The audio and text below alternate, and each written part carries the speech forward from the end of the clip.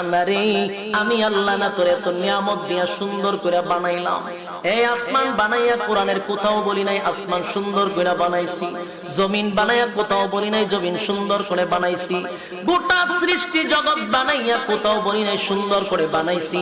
কিন্তু মানুষ রে তুই 3.5 হাত তোরে বানাইয়া কোরআনে একটা নয় দুইটা নয় 4টা কসম করে বলছি তোরে সুন্দর করে বানাইছি।